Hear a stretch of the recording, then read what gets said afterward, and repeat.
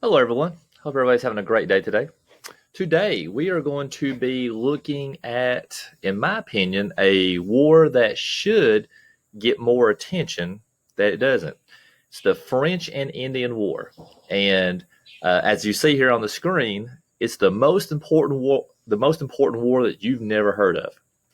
And you can look there at the standard right below it, standard 8.13, talking about the French and Indian War, the Ohio River Valley, Fort Loudon, which is right here in Tennessee, the Treaty of Paris that ends the war and how it's going to affect England and France, the war debt, how that's going to affect the colonies, and this thing called the Proclamation of 1763 that nobody likes.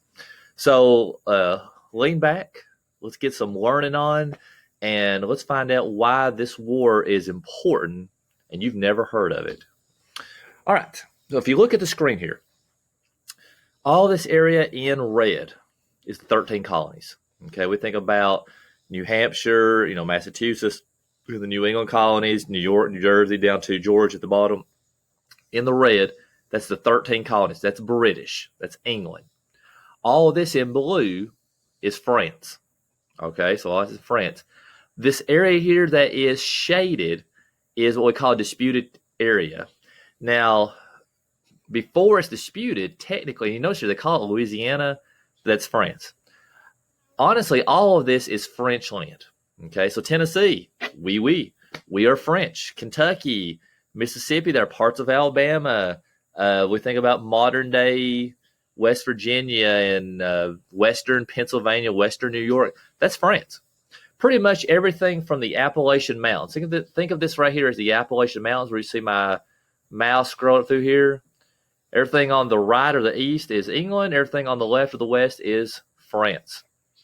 Well, England and France don't like each other. We've been talking about that, even last year in seventh grade. Everybody hates France. Everybody hates England. Everybody hates Spain. Everybody just hates one another over in Europe. They're all at war. They're all wanting land and power and money. So now France does not have a lot of people living out here. Most of the people here that are French are trappers or traders. They're trading with the Native Americans. Some of them are living with the Native Americans. Some of them are even marrying Native American women and living into the tribe. So the French and the Native Americans have a very good relationship. Everything's going good.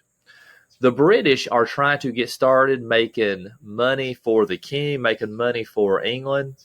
They do not have as good a relationship with the Native Americans. At this point, there's been a lot of conflict. There's been some wars. The British are basically pretty much kicking the natives off their land. So here's going to be the thing. The farther west that the British are going, they're getting to French land. When they get here to the Appalachian Mountains, once they get on the other side here, there's some good land out here. Tennessee and Kentucky. There's some good hunting land. There's some good farmland. And both groups are going to want it. Tennessee, we've got some Cherokee here. We've got some Shawnee. We've got some Chickasaw. Down around the Chattanooga area, we got a group called the Yuchi. The word Tennessee is actually a Yuchi word. Tennessee, like Great River, Tennessee. So they're going to be disputing this land, and England wants it. France has got it, but France don't have that many people here. So if France has got maybe 20 people in all of this part of Tennessee, and you've got people from North Carolina and Virginia trying to come across here, let's say there's 300, there's only 20 French men and women here, England say, you know what? It's ours. So now we've got some conflict, okay? So think of this war as some of you are wrestling fans, okay? Wrestling. Think of this as a tag team match. On one side, you've got the British with American colonists. So those two groups, British, American colonists. On the other side, you've got the French and the Indians. So the French and Indian War is not France versus Indians. It is the French and the Indians versus the British and the Americans. So it's like a tag team, Royal Rumble, no holds barred. They're using baseball bats on each other, barbed wire. It's great stuff. Great stuff here. Okay. All right. Some of the rivalry stuff here says both countries had been at war with each other for most of the 1700s. Now, that doesn't mean they was at war for 100 straight years. Last year we did talk about the 100 Years' War, but off and on for this whole century, they've been in conflict. All right, where do you see my mouse here at? Here in Williamsburg here. That's the capital of Virginia. There is a young 22-year-old man by the name of George Washington. He's a surveyor. He's also in charge of a group of militia. Now, you should have... so again, if you remember George Washington, the word militia, remember from the PowerPoint, militia is like poorly trained troops. They don't have a lot of training. They're just there to defend their home area. He's the guy in charge of it. At this time period, militia, the leader, the captain, the colonel, whoever's in charge, is usually whoever's wealthy and has influence. So George Washington is a little wealthier. He's 22 years old. He's never been in combat. The governor of Virginia asked him to go up here to this area that you see me circling. Okay, it's called Fort Duquesne. Duquesne's a French word. It's where modern day Pittsburgh is at. And he's told, go up there, get the French off of this land. So George Washington and his groups, they march it up there. When they get there, they realize that, oh crap, we're outnumbered. We're not ready for it. And they build another fort here called Fort Necessity. Fort Necessity. They did it out of necessity, just right beside it here. So Washington attacks the French and loses. It's not even close. It's a bad loss. It's a pitiful loss. Pitiful loss. So it's so pitiful that the French don't even see George Washington as a threat. Normally at this time period, if you lost in battle, they would put you in some sort of a prison camp, something like that. They actually let Washington and his men go back to Virginia. They're not even a threat. Okay.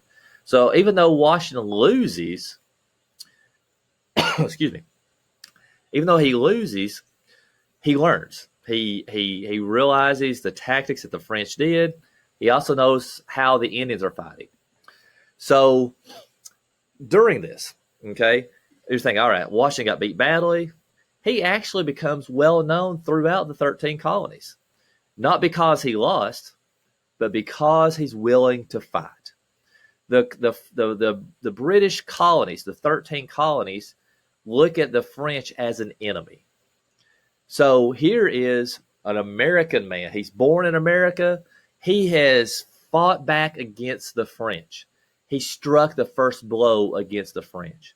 So many people in the colonies, because he's from Virginia, people from Massachusetts, people from Georgia, people from New York, they look at Washington and say, you know what, dude's a fighter. All right, we like that. We like that.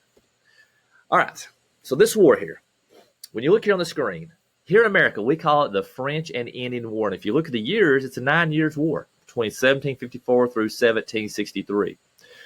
So again, it's in America, it's England and the colonists. When I say the colonists, these are the 13 colonies. These are Americans. So the British and the American colonists versus the French and the Indians. That's here in America.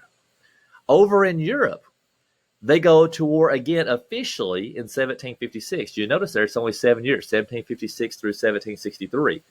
They actually call that the 7 Years' War. Now, here's the thing. When you look here at the information here about the 7 Years' War, it really is called by many historians the First World War. Okay, now we still call World War I World War I. Europe actually calls it the Great War. But in Europe, you had England, Prussia. Think of Prussia as being kind of between Russia and Germany and a whole bunch of those little small countries. A few of those German states, because some of those German states are going to be allied with England even during the Revolutionary War. You got them fighting against France. It says Austria, Russia, Sweden, Saxony. Saxony is today kind of a small area of France. So now England and France are fighting each other on two continents. That's why it's called a world war, because world, you think about the whole world. They're fighting on two different continents. All right, some facts here about the war here. Now, this war, even though it goes on here in America for 9 years, there's not a whole lot, big battles, things like that. But early on, England decides they're going to send their number one general here to America. His name is Edward Braddock. He's supposed to be the man.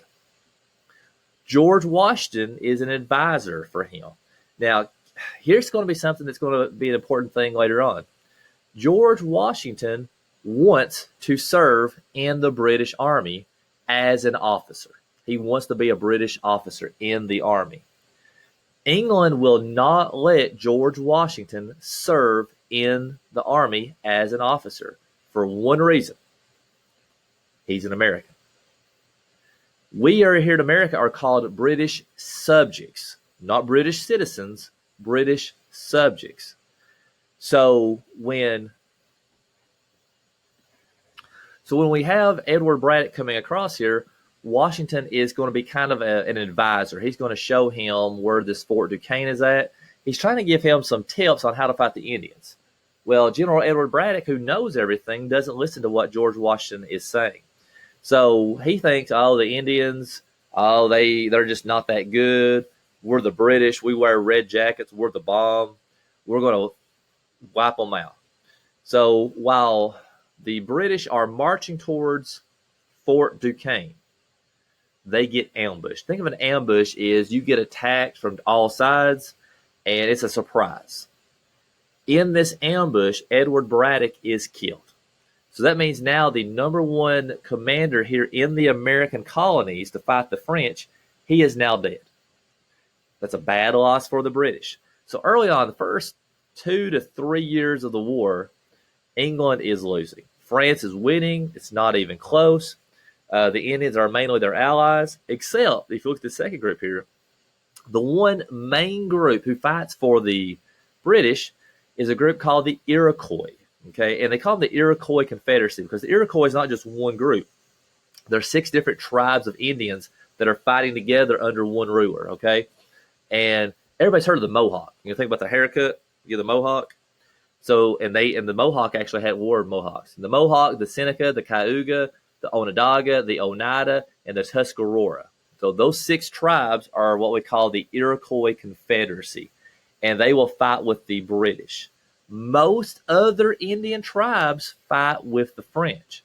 The Cherokee originally, I've got this down here in the third part here, initially they fought with the British, and then they changed sides midway through and start fighting with the French. And we're going to have a battle here in Tennessee called Fort Loudon. There's a fort down in the southeast part. If you think about where Chattanooga is at on a map, it is just a little farther east of Chattanooga. We will be looking at that later on in our notes. It's also a little bit about that in our textbook. So first 2-3 years, the war is not going good for England. They're losing here in America. They call him here in our book the Secretary of State. You also hear that he's the Prime Minister. So William Pitt, and if you think about the last name Pitt, Pittsburgh is named after William Pitt. He takes over the war effort over in England. Okay, takes over in 1757. He decides he's going to change tactics because up to this point, England is kind of sending their second string army, third string army here to America. They send over some of their better troops, some of their better leaders. And we think about wars are expensive. Okay, think about what soldiers need in combat today. If I'm in Iraq, if I'm in Afghanistan, you think about there's tanks, there are helicopters, there's jets. You think about the fuel for all those, Humvees. We think about the weapons that soldiers got, M16s and 50 cal machine guns. So those weapons aren't cheap. Ammunition for those weapons. Well, then we just think about regular everyday things. The uniforms that soldiers have got to wear, the food that they've got to eat, providing shelter for these soldiers. Wars are expensive. So William Pitt says, all right, the war is going to be expensive in America because we got to ship all these soldiers across the Atlantic Ocean to get there. But he says, you know what? I'm not going to worry about it. We're going to pay for it. We'll take care of the money part later. So by doing this, by sending over the best troops, by sending over supplies, England starts doing well. Where France was just dominating, now England is going to start dominating the French. And from this point forward, England wins every major battle. To the point where in 1763, France says enough is enough. Okay? So when the war started, all of this orange it says Louisiana, that is France. that is France. Even this area right here, it says disputed, that's France. When the war ends, you notice here, you don't see any French land here on this map. Now, it still says Louisiana, but look here, it says green. If I go here to the map key, green says Spanish territory. So basically, what's going to happen here when the war ends, France is kicked out of the Americas. Okay, the only thing France keeps is this little tiny orange thing right here. Okay, that's the island today where Haiti and Dominican Republic are at. So the orange area today is Haiti. They still speak French on Haiti today. That's all they get to keep. So England gets all of the land. Here's the Mississippi River. So all of the land east or to the right of the Mississippi River, England gets. Okay, everything to the west or the left of the Mississippi River, Spain gets. Now, we didn't even talk about Spain in this war. It's England and France. But Spain is going to come out looking pretty darn good. They get all this land up here. Florida was owned by Spain. Britain gets Florida. They're going to keep it long because nobody really wanted Florida because this is before Mickey Mouse. At this time period, Florida is going to have a lot of swamps, a lot of mosquitoes. Nobody wants to live down there. So you notice here, France is going to lose a lot of land. That's millions and millions of acres. And remember, at this time period, land equals money, land equals power. France, from this point forward, is no longer a world power. Okay? From this point forward, they are nowhere in the category of England or Spain. Okay? Which is going to be a good thing for the Americans a few years later because you see, they're going to be mad at England because they beat them and they lost all this land. They're going to help us out in the American Revolution. All right?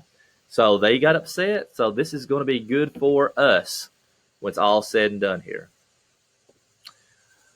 All right, here's another thing, and I didn't talk about it here, but there's a red line right here called the Proclamation Line of 1763. You see this line? So this Proclamation Line of 1763, think of that as the Appalachian Mountains. So here's going to be the thing. In this war, we just said the Indians. Who do they primarily support? Yes, the French, not the British. So the King of England, King George III, realizes we want to keep the Indians happy, all right? We don't want to go to war with them. So they're saying all of this new land that England has now just won, you see it says Indian Reserve. That's for the Indians. Everything to the right of the mountains, the British.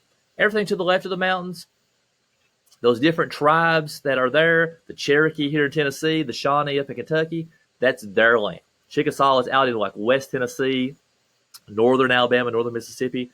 So the Indian tribes can keep their land. That's what King George promises them. But if you'll notice here, the Proclamation of 1763 stated that colonists are banned from traveling west of the Appalachian Mountains. Here is going to be the problem. Now, think about when your mamas and daddies or your teachers tell you to do something. Sometimes we got a little rebellious streak in us. We don't always want to do what we're told. Okay, and that's kind of here in the Americas. Plus, there are some rich people here in some of these colonies that during the end of the French and Indian War, they realized, you know what, England's going to win this. Let's go and start buying some land here. I'm going to buy 100,000 acres here in Tennessee. I've never seen it. I plan on never seeing it. I'm going to buy 100,000 acres. Then I'm going to start selling it to people. Okay, so I'm a speculator. I'm speculating in land here. So that when we win this war, I can sell off land. I can sell you 200 acres of land. So, and I said, I've never seen this land. So somebody buys it. They show up where the land is supposed to be at. If there's an Indian tribe living on your land, that's a you problem. They don't really care. So you got a lot of rich people buying a lot of land here, and especially in Kentucky and Tennessee. There's good farmland. There's good hunting land. Lots of forests. A lot of rich, fertile soil. So they're going to be upset about this. Plus, they've just fought a war. Because remember, the 13 colonies, those men fought with the British against the French and the Indians. Now, they couldn't be officers, but they could serve in the military. They just couldn't be an officer. So here they're saying, wait a minute here. We fought this war for this land. Why can't we go there? So this proclamation of 1763 is really the first time that the colonists are going to get really upset at King George III. He becomes king in 1760. Now they're saying, wait a minute here. This isn't right. We should have a say in this. We should be able to go to west of the Appalachians. We should be able to get this land. So here to kind of tying it all off here. Some results here of the French and Indian War. The Treaty of Paris of 1763, and there's a reason I call it the Treaty of Paris of 1763. We're going to have another Treaty of Paris of 1783. It's going to be the exact same name, just a different year, that ends the Revolutionary War. So the Treaty of Paris, so that's kind of important. And they call it the Treaty of Paris, it's signed in Paris. If the treaty had been signed in McMinnville, it would be the Treaty of McMinnville. I just said France gave up all of its land east of the Mississippi River. Canada is also given up to England. All of the land west of the Mississippi River goes to Spain. England also gets Florida from Spain. So again, France is out as a power. Here's where it gets interesting. This is why this war is important. Let's look at the unintended consequences here. All right, unintended consequences. The Indians, again, fought with the French. So after England won, they're still not just saying, all right, we're done. There's going to be a lot of conflict, a lot of fights. And this is going to go on, off and on, clear up to the 1790s, when think of Tennessee, Kentucky, even areas of the Appalachians. Then it even goes on later into the 1800s. We think about the United States when we go farther west. The Proclamation of 1763 is just it's a ruling from the king. It's telling Americans they cannot do this. They cannot go across this imaginary line. Well, at this point, we're already starting to get people here in Tennessee, especially over there in East Tennessee. So now they've already built houses. They've already established some farmland. They're not going to want to give that up. Here's the part that we start thinking about that you're aware of. To pay off the war debt. So right now, if America is in debt, guess how America is going to get money from your parents? Yes, taxes. So the British start taxing the American colonists. And the American colonists thought, wait a minute here, this isn't quite right. We're British. This is your war. Even though it's fought here, this is your war. Also, in America, we have what we call a Congress. Over in England, they have what they call a Parliament. In Congress right now, all 50 states have representatives in Congress. So if they pass a law or if they're talking about a law, we have a representative representing Tennessee. We have a representative representing Warren County. We have a representative for Centertown. There's nobody in England representing any of the 13 colonies. So if they're passing laws, they started saying, wait a minute here, this is taxation without representation. We have nobody representing us. This isn't fair. So now to protest these taxes, it's going to cause a lot of issues. We're going to have the England's going to start passing things called the Stamp Act, the Sugar Act, the Tea Act, and you've all heard of the Boston Tea Party and things like that. So because of the Americans protesting the taxes, that's going to take us to the American Revolution. We would not have had those taxes if not for the French and Indian War. So if we don't have this war, guys, we don't have the American Revolution. We don't have this war. We're not studying George Washington. We're not studying Ben Franklin. We're not studying Thomas Jefferson. That's going to be one of those unintended consequences. So for England to beat the French, because they hate each other so much, it's going to create, if I could talk right, create tension between the colonists and the British to the point where the war ends in 1763. We fought for the British. By 1775, we have the American Revolution started. So within 12 years, we go from fighting with the British to fighting against the British. So the French and Indian War. This is, in my opinion, the most important war that you never hear about, because without this war, we don't have any kind of an American Revolution. Okay? That's my lesson for today. Hope you all have a great day. Hope you enjoyed the lesson. I will see you guys later.